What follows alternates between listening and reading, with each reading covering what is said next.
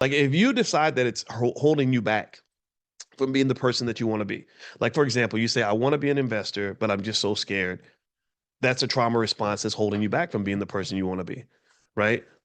If you find that hyper independence makes it difficult for you to form healthy relationships with other people, then maybe that's something you got to think about in terms of like, why am I doing this? Where is this really coming from? And is this even logical for me to feel this way?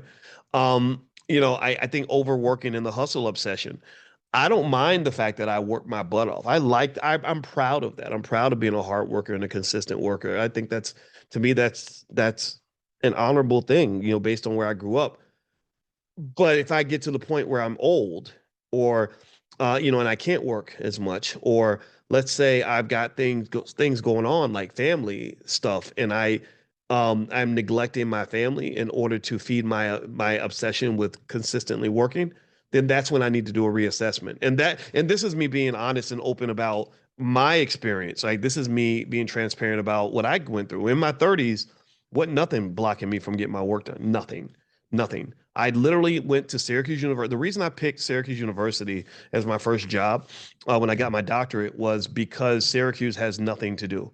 Syracuse is a dead city. There's nothing to do. It's dead economically. It's dead socially. It's the weather is even dead.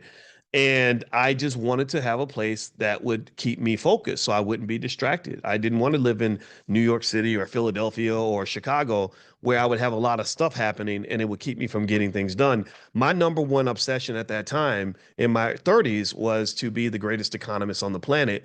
And so I would just sit in there and I would just work on research papers for 12, 13 hours a day and go to bed, get up and do the same thing the next day. And that was just me. That was what I wanted to be. I wanted to be like a Michael Jordan of finance. I wanted to be the absolute best on earth at what I did. And I became pretty good at it because of that.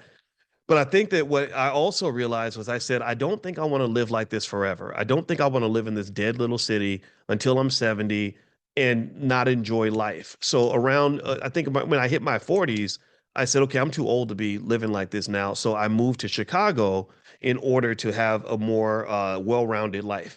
And that was a strategic plan. And that kind of worked for me. I mean, I made the big mistake. I told you, I admit it. The mistake I made was I didn't stop and like get married and have kids. I probably should have did that in my 30s. Because by the time you get in your 40s, you're like, man, I ain't trying to have no newborn baby at 45, right? But at 35, that was probably the one mistake I made. But outside of that, in hindsight, I don't regret it because I was able to set a good foundation for the rest of my career. I really know my stuff in this area because I just dedicated thousands of hours to really refining my craft, right? But here's the thing: if that had made me unhappy, if I'd found myself, depressed from that experience or feeling like I was really missing out on everything and that was bothering me, then that would be the time to pull back. Right. So it's okay to be extreme in certain areas. I really believe that. I believe being extreme in the areas that you care about is okay. If you want to be an extremely good mother, extremely attentive father, go for that. If you want to be extreme about your working out at the gym, you're the person that wants to have the big muscles,